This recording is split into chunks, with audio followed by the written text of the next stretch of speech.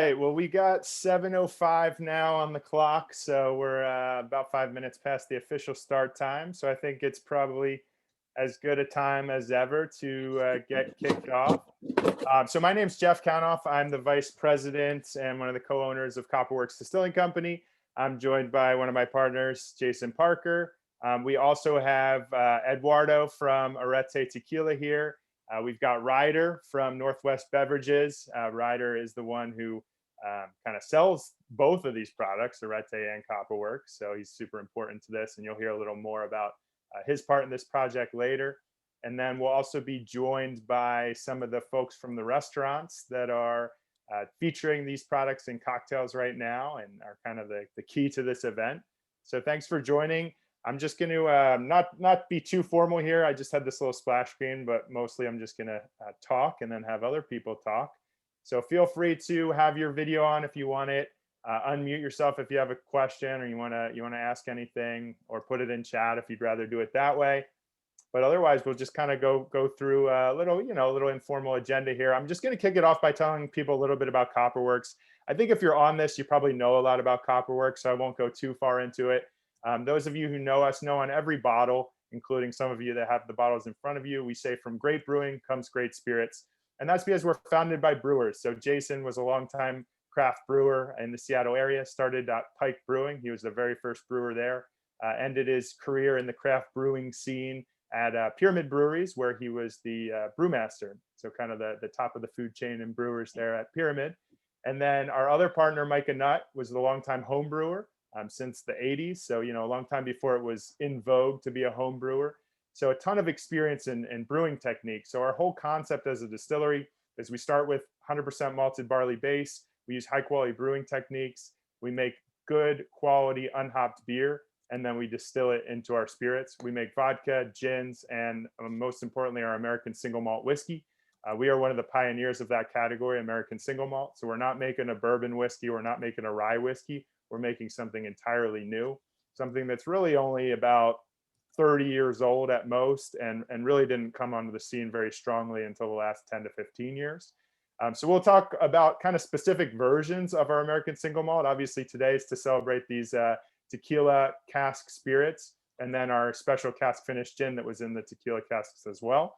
So that's a little background on Copperworks. And again, before we get into the spirits themselves, I'm going to kick it over to Eduardo from Arette, and he'll give you kind of the same little background on Arette, not related to these specific spirits, but just kind of his family and his distillery in general. All right. Well, thank you, Jeff. I'm not muted, right? Can everybody hear me? Yeah.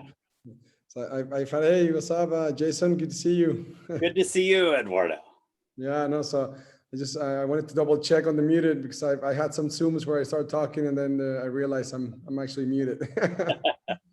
But so no, I mean, I'm excited. I'm excited to see that the product is finally out of the barrel and in the bottles, and I can't wait to try it. Right now I'm in Jalisco, in Guadalajara, so I'm a few miles away. But Jeff already promised me that he's got me a bottle safe, so so I'll be able to taste it hopefully soon. And yeah, so I mean, we started working with this project where I remember this idea, talking with Jeff and with the Ryder, and also with you, Jason. We were talking almost, I think you were saying, Jeff, it was almost 3 years ago, right?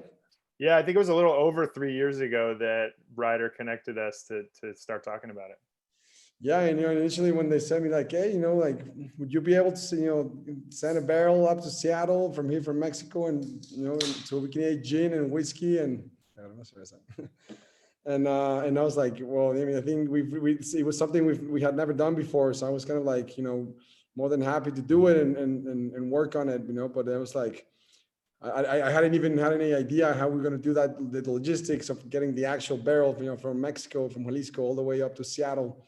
And I remember, I think it was a whole story, an adventure. It took us like 6 months, for like something like that. Yeah, we didn't have an idea either. We ended up, having to fill out anti-terrorism forms and all kinds of crazy things to get those 2 barrels from, your distillery to our distillery. So that was a learning process for sure. Yeah, I know. So Jeff, what you want me to talk about a little bit about Arette, like the Please. story of the Yeah, brand? just a couple minutes about your brand, your family, your distillery. Okay, well, yeah, my family's been making tequila here in Mexico since the 1900s. So, 120, over 120 years ago. Our distillery is in the town of Tequila in Jalisco. It's the third oldest tequila distillery in the town. Cuervo's the oldest, Sausa the second. And then so our family or distillery El Llano is the third oldest. I'm now the fifth generation in the family to be involved in the business, in tequila. And we're now the oldest family to remain 100% family-owned, independent. Unfortunately, a lot of the other tequila families, through the years have sold out. So you have now all the big players obviously involved with the brands, from Diageo, Pernod Ricard, Suntory, but our family always decided to remain, independent. And I think that's pretty important, because without that fact, a project like this would be impossible. So that's one of the keys to this whole thing, is that, we're both independently owned distilleries, so we can choose what we want to work on. I don't think if we were, run by Diageo, just to get this project out and having to escalate those permissions, it would have taken years. if Definitely. possible.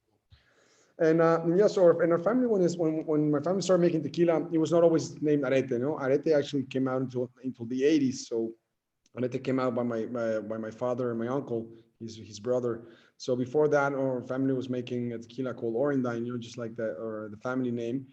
And it was until the 1950s when my grandfather and great grandfather built the second distillery. And because they couldn't fit the production in the current distillery we make Arette now, since it's a very small old distillery.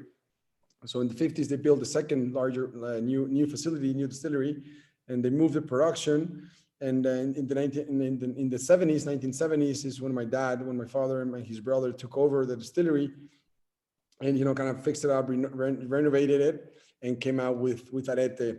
And Arette is actually named after a horse. That's why there's a horse on the label of Arette. So the first medal that Mexico had ever won in the Olympics was in horse jumping. And the name of the horse was Arette. And since my family is very passionate and loves horses, we have horses down here in Mexico. They wanted to name the tequila after the Mexican champion horse. So that's where the name comes from. No? So it's named after the horse. And and everything we do with Arette is everything's estate grown. We do everything from the field to the bottle. So that means we grow and harvest our own agave fields. This is a very important step, especially with tequila, because agave, as probably everybody here listening knows, tequila is made from agave, and agave takes 7 to 8 years just for the plant to grow and mature.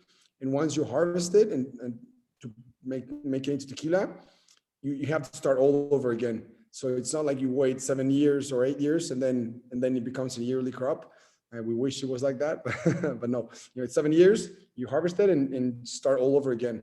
So, it's a very, very long process. So a lot of times when you see tequila, when people talk about tequila and you go into a Blanco, a product that might not be aged, you still gotta look back and see that it actually took 7, 8 years for that product to be made into what it is now, even though it's just a Blanco, it hasn't gone into a barrel. And then obviously we have reposados, añejos, and extrañejos that we use that we rest and age in American oak ex-bourbon barrels. So we do all the barrels that we use for tequila had previously been used for whiskey or bourbon. Then we use put tequila in it to rest, and then that's how we then send it over to you guys for this nice cool project that you guys came out with. It's really looking forward to taste. And so right now, my father kind of looks over the production and management of the distillery. His brother, my uncle, looks after for the fields. He's a field manager, decides which agaves are going to be harvested for the next season, the next batch. And then my role in the company is more on the sales and marketing side. I get to work with Ryder and with our distributors and go up and visit the market, do events. Obviously, for the past year, it's been kind of put on hold, but we're optimistic that we'll soon be back again on the road. And I remember, when we were talking about it, back in September in 2019 was when you guys had just filled up the barrels, and we took that really cool picture and we signed the barrels. And so, I mean, I can't believe it's already been a year and a half. time Yeah, it's wild. and, yeah. And I mean, and tonight, I wish I was with the product tasting like you guys, but I'm gonna have to be drinking my Modelo beer tonight. There you go. There you go. Well, thanks for a little background. Yeah, I think a lot of what you said really resonates with people that know Copperworks. I think one thing the two distilleries have in common is kind of a focus on high quality ingredients and a focus on high quality process, and really not a focus on marketing, right? So we're not trying to put it in the fanciest bottle possible. Of course, we want our bottles to look nice, but a lot of the tequila brands you see on the market these days, it's all packaging and there's really nothing behind it when you taste the liquid. So I would encourage everybody on this call, if you haven't tried Arette yet, definitely pick up some bottles, taste it. Because of what I just said, it's a really good value for the quality you're getting in the bottle. So check it out. And I'll turn it over to Ryder if you want to add a little more to kind of the beginning. I know we stole your thunder a little bit, but you might still want to add a few things. This was kind of an idea that you had that you really wanted to make happen. Yeah, I just want to share a couple stories and like kind of how this came about. And then maybe I was thinking about this a lot lately. And I think tonight is a lot about bringing people together that share kind of the same like visions and qualities in making liquor. And you don't see that a lot. When this first came about, I don't know who first pitched it to me. It doesn't matter whether it was Jason or Jeff. Jeff probably poked me about it a couple times afterwards. But my first kind of big introduction to Copperworks was really early in my career. And it was like a really great epiphany moment. My boss at the time, I just started in this career 6 years ago, was like, hey, go get to know those Copperworks guys. And I'm like, well, get to know them? Like, that's part of my job? And they're like, yeah, go take a tour, go taste their stuff. We're really excited about what they're doing. And I was like, wow, I get paid to do this, just go and talk to some great people. But my very first, since I'm kind of going on this first thing tonight, tour of Copperworks was with Jason. And yeah, we went through the whole distillery. I went through the distilling process with Micah and everything. But what stands out still in my mind to this day from that my first ever distillery tour was how much time we spent talking about wood and talking about barrels. I don't know how long it was, but it was a long, long time. And Jason was going over everything that he envisioned about wood and what different wood characteristics and where they sourced it from, and like a lot how he was going to experiment with all these things. And he was getting, he had some barrels that had alternated staves with like American and French oak and other stuff. And so it became very apparent that wood and wood experimentation was something they were passionate about. And then when this kind of came about, whether we started talking about it again, they're like, I know both of them have said this to me. Do you know any distilleries and distillers are there that would want to share some barrels with us and we could do a project?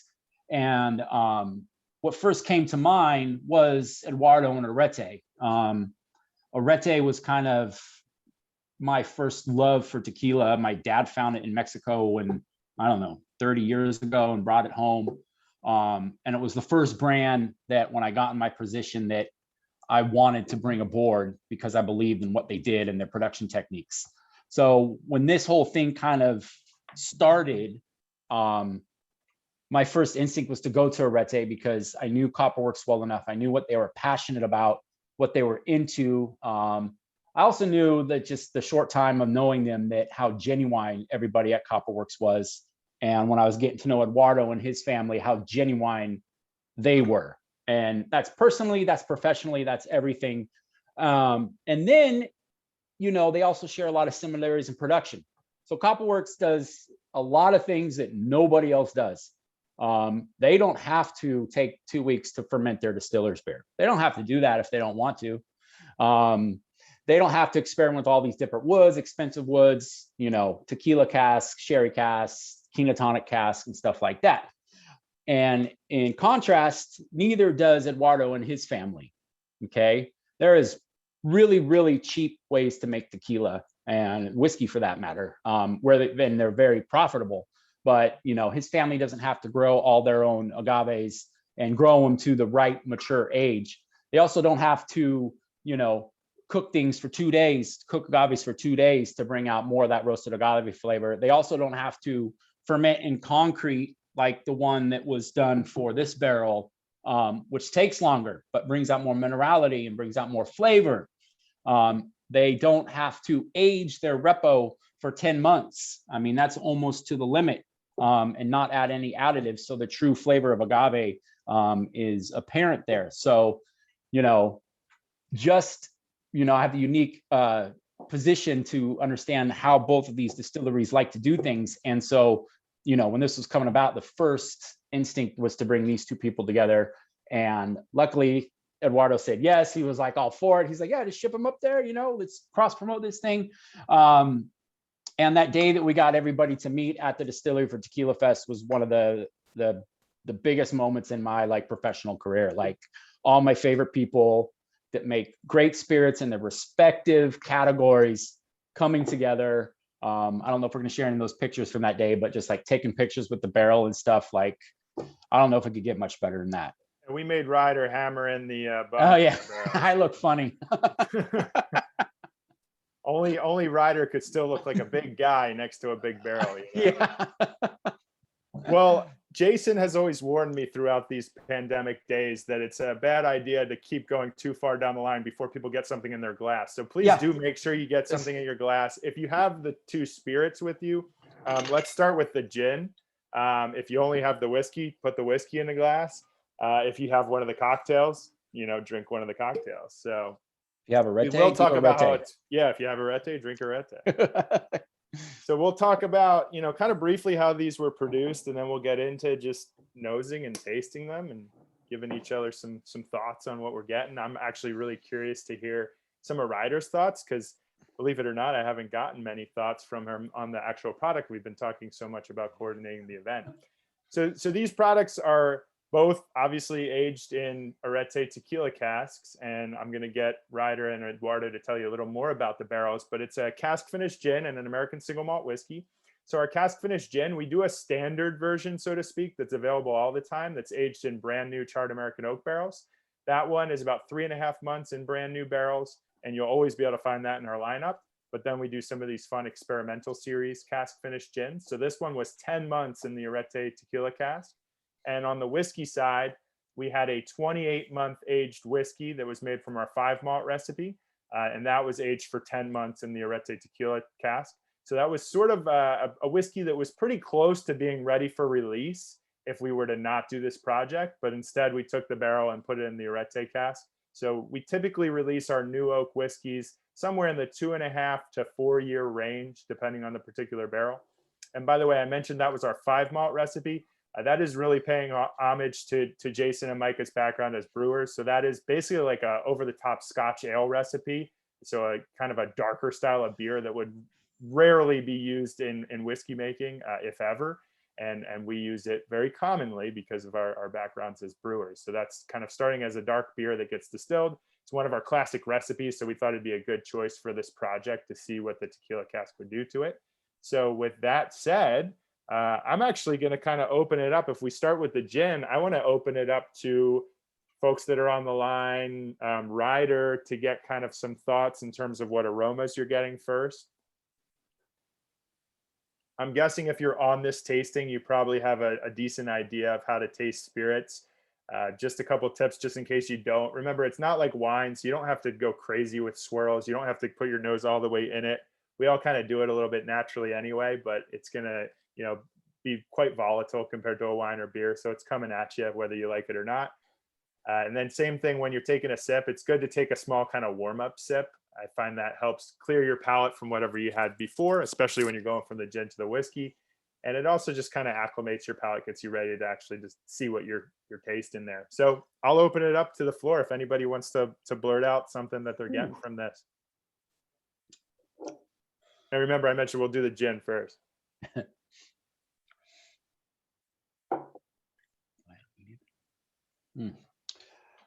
This is actually the first time I've tasted it. Oh, are you serious? Yeah. Oh, good. Then I'm glad I'm putting you on the spot. I like So right away, there's like a real floral note coming off, and like an orange blossom orange note that I'm getting that resonates with me, because I think that Arette Repo artisanal has a spicy kind of burnt orange undertone on the flavor. Oh man, that smells good. And gin and tequila, they should be cousins in the spirit world, because they are so fragrant and so flavorful and so versatile. And in cocktails, in preparation, you can take any really nice, we could say classics or new age, but mostly the classic gin cocktails. You substitute tequila for them and they are brilliant. I mean, just hands down, any gin cocktail you can think of. When you in your head think of your favorite gin cocktail, whether that be a Negroni or a Corpse Reviver #2, or something like that, even like a gimlet or something, you sub tequila in there and it works. It's beautiful. Yeah, and for me, we of course have our kind of official tasting notes from Copperworks, but for me, this gin, I got a ton of lime, and it may be suggestive. When you think of tequila, you think of limes. Obviously, it's one of the main things, especially as Americans, we go for margaritas right away. So getting a lot of that. One of our notes that we had was key lime pie, so kind of a sweet, kind of creamy lime going on. And I just tasted it. It's super spicy on the end too. Yeah, and this is 50% alcohol, 100 proof. Not hot, like spicy, like good black pepper and spice. Anybody in the crowd got any thoughts? I got lots of thoughts, but I'll hold off. Come on, Jason. And I will say, everybody is the crowd. So, Alec, folks like you, the bartenders that are on, you're the crowd as well. So feel free to chime in. You're the presenter / crowd. I really like the citrus notes in it, along with the barrel. Just how it all melts together, really smooths out the gin. That really bite at the end, kind of takes that away. I had a lot of fun with this gin, making the cocktail for us. One of my favorite gin cocktails is a Martinez, and that's what the cocktail went with. And it traditionally uses an Old Tom gin, which I thought resonated with what you guys did. I want to do a little springy, so I put some vermouth in there to even smooth it out. Got the cherries and the orange bitters as well. So I really played off those citrus notes and the roundness of that gin. It was quite delicious to work with. So I hope everybody enjoyed that cocktail if you got a hold of it. And we'll be able to provide that throughout the weeks to come. So, yeah, for sure. Sweet. Yeah. Yeah, I think one of the characteristics of our gin in general, because of our malt spirit, is it tends to have a big, rich mouthfeel to it. It's really big body, and that's why it ages really well in barrels also. All right, Jason, what do you got? Well, I always pick up a lot of sage, and in that nose, that sage, that desert spice sort of thing. But one of the terms that we decided not to print, but that we really both all agreed to, was we really got a lot of starburst. And we were getting like an orange starburst. We were trying to decide, is it orange? Is it yellow? Is it pink? But I think it's if you mash them together and you eat it all at once. There you go. But it's got the spiciness, it's got the acidic lime and everything else going together. So that was really fun. Which it does make a great cocktail for all those reasons. It's a real blendable version. So. Yeah, and I will say the gin was less of a risk in my mind, because gin is such a versatile spirit. Like Ryder was talking about versatile spirits, it has so many flavors of its own. It plays well with so many other flavors. So that's one of the reasons we did the experimental series of barrels for our gin. And so we're usually pretty excited about the prospect of gin in any barrel, because we feel like it can play well with so many different flavors. The whiskey, on the other hand, which we can kind of naturally segue to, and of course we can continue to talk about the gin also, But the whiskey was a little more of a risk. I mean, thinking about whiskey in a tequila cask, you might not think that would work out too well. Frankly, at some stages, we were a little bit nervous. It was in the barrel for, I would say, about 6 or 7 months. And it was at a point where we were getting a lot of the kind of funky and vegetal notes that you might associate with tequila. And we were a bit nervous that we might have to blend this down. We might have to take some, non-finished whiskey and use it 50-50. But then all of a sudden that stuff started rounding out. You started to get a lot more citrus notes. And for me, this one turned into sort of a grapefruit flavor profile. So whereas the gin was a little more lime focused, this one started to go towards the grapefruit direction. And it really, mellowed out that funkiness and just paired with the citrus. Because if you have tried our regular whiskey, we actually get quite a bit of citrus, usually in the form of orange in our whiskey. So having the tequila citrus notes pairing with it, for some reason, kind of turned it into a little bit of a grapefruit note for me. Well, actually a lot of a grapefruit note. So with that said, remember this was almost 2.5-year-old aged whiskey that we then put into a tequila cask for 10 months. So plenty of time to pick up some of those flavors. This one's also 100 proof.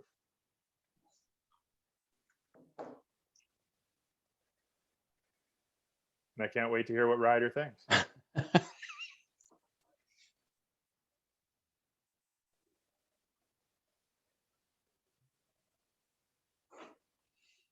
And I do actually think that we may have made one of the first tequila cask gins. There are a few companies who have done some of these tequila cask whiskeys, and I haven't tasted many of them, so I can't really compare. But I don't know any gin that has. So yeah, I think you guys are the first ones. That's what I was mentioning first. I don't know any gin. I don't know any whiskey too. So it'd be interesting. I'm not aware of any brands that have done this. So yeah, it's really interesting. They're definitely not full-time products. There were a few special ones. Well, they're okay. Yeah, not many. I mean, I'm talking about 3 or something like that. Yeah, and this is unique. And also, I think a lot of the ones I've seen are most likely just grabbing barrels from barrel brokers. So it's not the same level of commitment to quality where you're sourcing a barrel from a tequila that is great.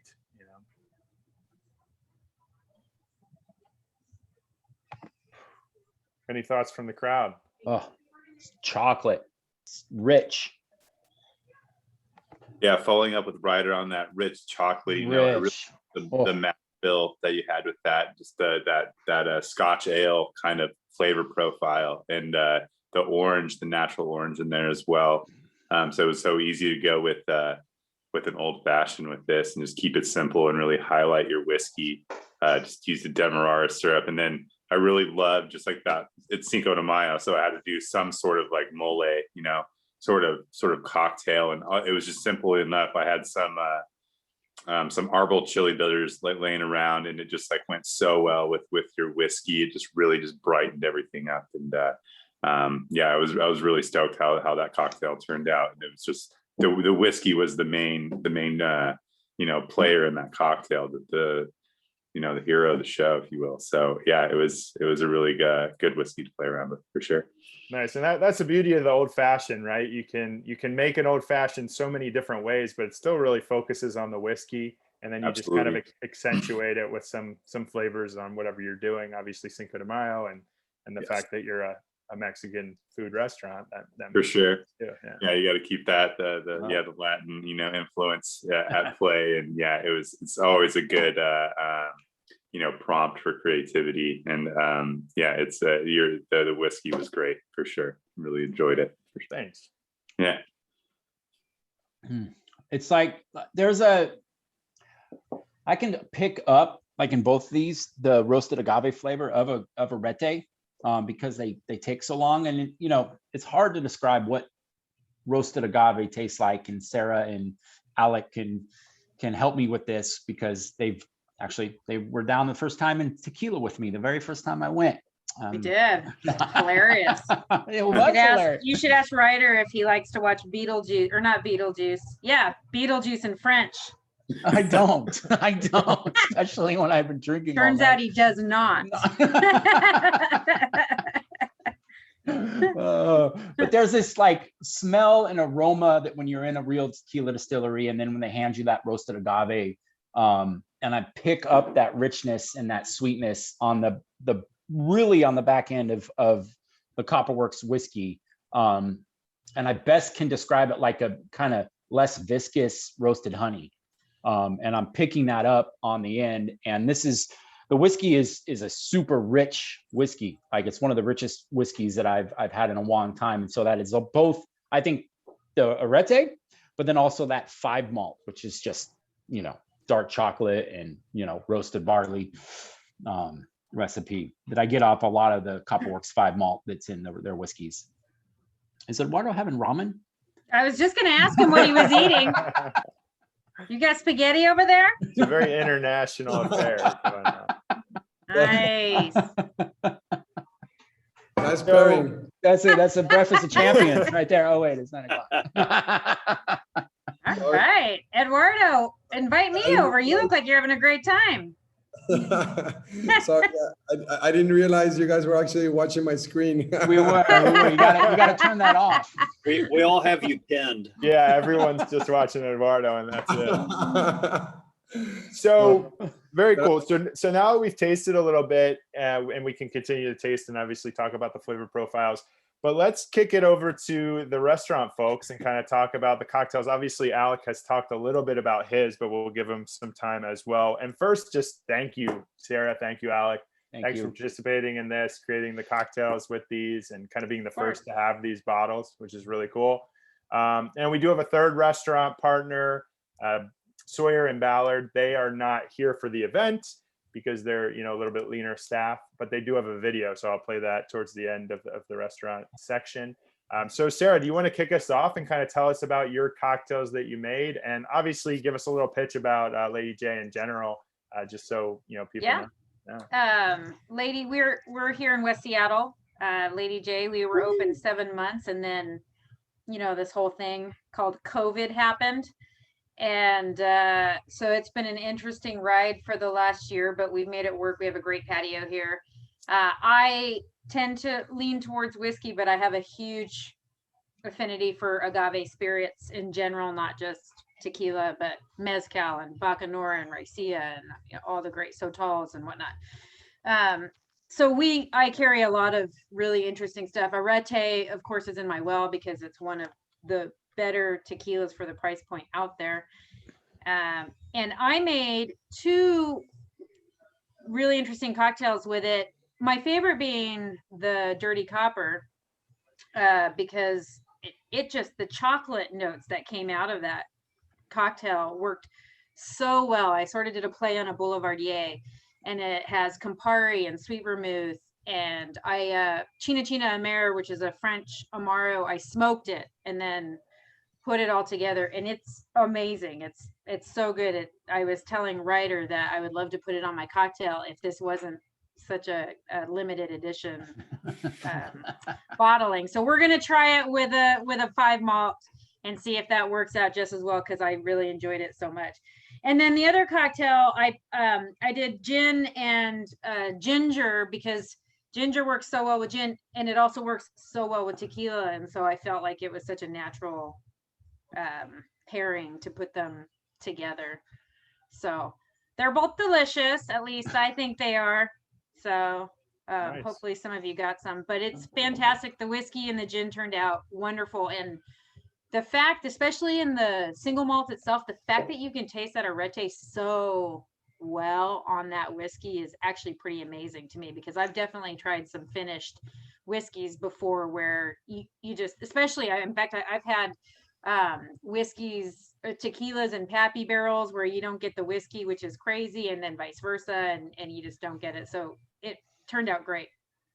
Yeah, I agree with you in terms of talking about some other products and not tasting. And I always wonder what some of these big conglomerates are doing, whether they're doing one barrel and blending it with 99 others that don't have that, because it's not been our experience. Our experience, we just actually did something we called double peated, where it was an Ardbeg cask, and there was huge Ardbeg notes pretty much immediately. Wow. So it's always surprising to us when we see those big brands releasing one of those finished, and it really seems like the only place you can taste it is by reading the label. You know, you really can't Agreed. taste it on your Yeah, palate. no. I think you're absolutely spot on. And that was important to us. You know, that's why originally we thought we might even have to tame it down a little bit. I don't know if you were on by the time I was talking about that, but originally it was really kind of strong, funky vegetal, but then it kind of mellowed out in a really nice Oh, way. nice. So we were glad we left it in a little longer. Yeah. Cool. Well, again, thank you so much for doing those and Of course, featuring them. On no brainer. on Copperworks and Arette. It's like Love it. no brainer for me. So then, Alec, if you want to go ahead, I know you already covered your cocktails a bit, but if you just want to give a pitch for the restaurant or restaurants, I guess, if you want to cover both, if you could. Absolutely.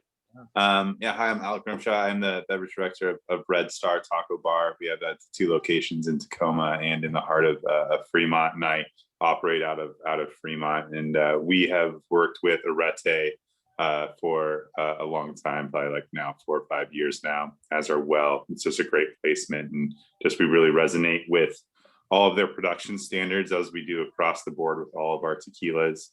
Very regimented, as far as specifications of what we carry. And as far as Copperworks as well, we do cocktails with the gin and what else do we do with them? Gin and the vodka. A lot of that. So it's like when this sort of fell into my lap, I was on sabbatical for a good 6 months, and so this was kind of a good a promotion to get back on the merry-go-round, if you will. I had a lot of fun with this. Talking about trying to think about what else to talk about with this that I didn't really cover. I mean, we do we're a kitschy little taco spot in Fremont, and I try and resonate that and to the cocktail program as well. Very simple cocktails that very approachable. That it's almost recognizable. So that's just kind of how I go about things. With these spirit forward cocktails, I just wanted to make the star of the show the spirits, and really just resonate with that. So I hope you guys stop by and enjoy some soon, for sure. Alec, are you keeping that on your menu, or are you able to do them later? They're on our splashed up as soon as you get on the QR code. So I'm gonna keep those on until we run out, for sure. Sweet. Yeah, we're doing the same. So I've got them on to go. You can. Yeah, for sure. Run out of the bottles.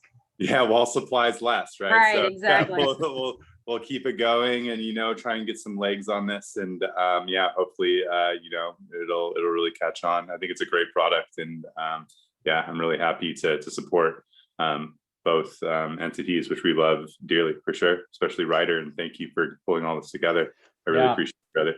I'd like to add a few words about Alec and the Copperwork, or not Alec and the Red Star crew. They're very humble, but they've had Copperworks on the menu for a long time, but also their tequila in their bar, it's very thought out, what they represent and what they put on their back bar, through a little bit of education on my end, but also they are spending the money, and Sarah's spending the money to put in a sustainable tequila in their thing, and things that are made good, and you got to pay for that, especially in the tequila bar business. I mean, just think in your head about how many hundreds of tequila bars there are in the Seattle proper area. And I guarantee 99.8% of those is carrying big brand tequilas and, big brand whiskeys and stuff that are just, started in a marketing firm and not made how they should be made. They are added with additives and, cooked with acid and all this stuff. So for a bar like Red Star Taco, and for a bar like Lady Jaye to source and think about how things are made and how they are sustainable and how they are important, is really, it's not done that often. So if you're ever around those places and you want a good tequila, I mean, you just pop in there. So yeah, that's what I have to add. Thanks. Nice. Yeah, no brainer. And it kind of illustrates one of the key points of these products. They've been kind of fun to approach places that normally would not be focused on whiskey or gin or vodka. You know, being a Mexican restaurant like Red Star, you're focused on agave spirits. Yep. And this gives us kind of a cool entry to work with you in a fun way. So that's been cool. Of course, one thing I haven't mentioned, we of course hoped this would have been a cool, fun in-person event, maybe even series of events, but that, you know, obviously can't happen because of COVID. But maybe someday we'll be able to celebrate these a little more. I'm gonna pop up the video from our third partner, Sawyer and Ballard. So like I said, they couldn't be with us, but they did want to share what their cocktails were and a little bit about their restaurant. Is that showing up? Oh wait, hold on. Yep, there you go. Cool. All right, and hopefully you can hear it as well. This is I am Rose. Rose Tosti. I am the General Manager and Beverage Director for Sawyer in Ballard.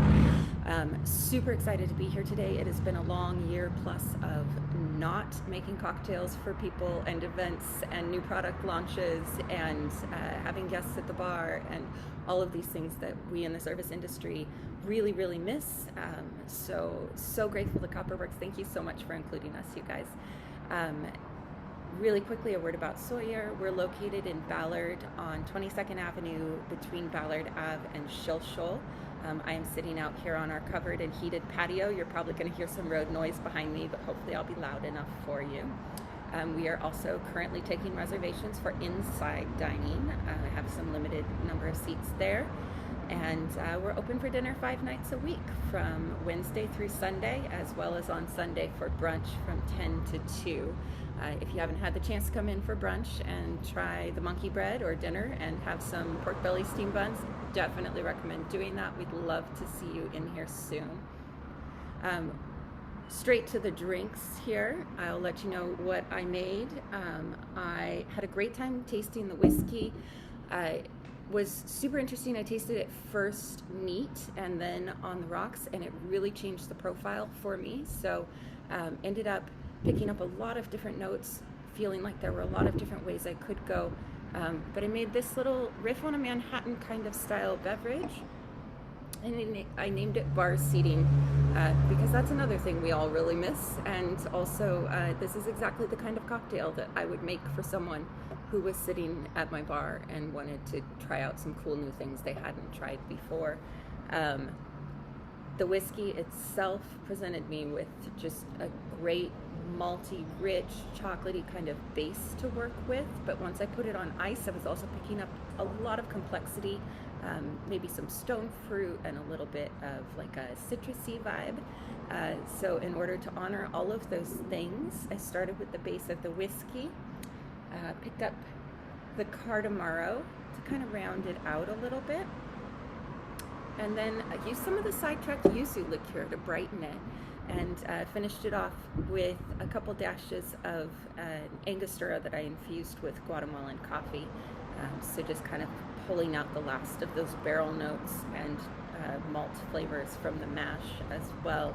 I find that coffee is really good for that. So that is the drink that I made with the whiskey. We will also be offering neat pours of this available for pickup on Sunday. And then for the gin, this is a very serious gin. Lots of botanicals going on, lots of peppery notes. It is also 100 proof, so this gin doesn't joke around. But I wanted to kind of give it a little chance to frolic and to show some versatility that maybe wasn't initially what I intuited when I started working with it. So I made a drink that I named Dance Break. And a dance break, if you don't know, is what you do when you've been studying or working on a project for a really long time and you just need a dance break. So you get up and you dance for like a minute. I think kids now call it vibing. I'm not quite clear on that, but whatever the case, made this fun little pink drink.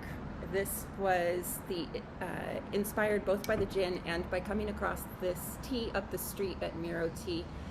No actual tea in it, so there's no caffeine. It's called Cherry Berry Ruchi, and it has cherries, elderberries, rose hips, hibiscus, cranberry, blackberry, and raspberries. So a really beautiful, juicy, tart kind of flavor.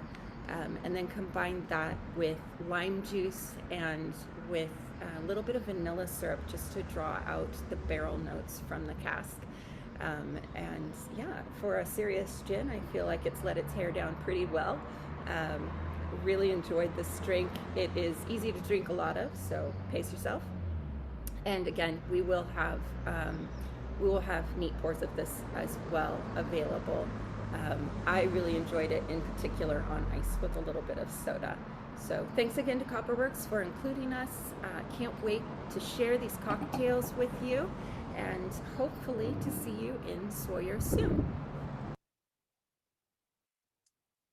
Awesome, very cool. So that was our third or fourth restaurant, depending how you want to look at it. Red Star being technically 2 restaurants. So, just want to kind of cap things off. Again, thank you to our restaurant partners for participating. Sounds like these cocktails and some neat pours will be available at the restaurants going forward. So if you didn't get a chance to pick up cocktails from one or the other restaurant, you can still get them going forward. Obviously, because they participated in this event, they will have a priority from Ryder and his team to get some extra bottles. So that's one of their perks of doing this event. So they'll be able to carry this probably longer than any other bar or restaurant. And then from a release perspective, I kind of failed to mention this at the beginning, but this is a pre-release event, so to speak. So you're tasting these before anyone else is tasting them. You're getting them at the restaurants before anyone else. May 5th, Cinco de Mayo, is actually when they'll be available on our online store and for pickup in person at our tasting room. And then, Ryder's team will be distributing them to a handful of other bars. Again, very limited. These are both 1 barrel. We got 2 total barrels from Eduardo. As we said at the beginning, that was quite a feat to get those 2 barrels up here. So who knows when we'll get a chance to do it again.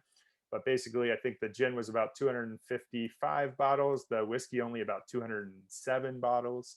So very, very limited. They will go super fast. So if anybody's interested in trying the cocktails, trying the pours, or trying the bottles, definitely get them quickly. So thank you so much. Does anybody have any questions, any thoughts, any concerns? Hopefully no concerns.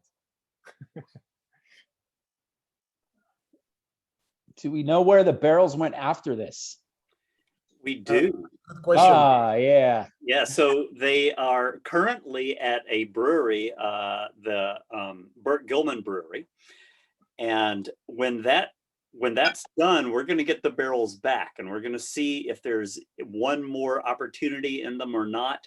But regardless of whether we can fill them again, we're going to save those heads. They have some very important signatures on them that we want to make sure Eduardo gets one of them, and we'll keep one in our tasting room. So, yeah. And I just wanted to say thank you guys all for taking the big risk with us and really jumping out on a limb and discovering what whiskey and gin in a tequila cask tastes like. Who knew that it would be this delicious? And Ryder for putting this together and taking a risk on a bunch of people who really have passion and maybe, as you stated before, not so many words, aren't so good at business. We don't make things cheap. We don't make things fast, but we're really focused on making them good. And I really appreciate all of your help in bringing this forward. So yeah, look for the barrel heads or the barrels themselves in another few months. Cool. Well, thank you, Ryder. Thank you, Eduardo, Sarah, Alec, Rose, Yes. who's not here, but she'll maybe watch the recording and get thanked. Thanks everybody for attending. Super fun. Glad you could join, and yeah, send us emails. Let us know what you think. Hit us on social media, and we'll talk to everybody soon. Cheers. Thank you. You guys can't wait to try it. Yeah, I'll bring some to we you. got your bottles. Personally. Yeah. I'll drink my bottle. Save them too. Save them too. We'll He send likes you a gin. barrel head someday soon. Yeah. Yeah. All right. Thank you, guys.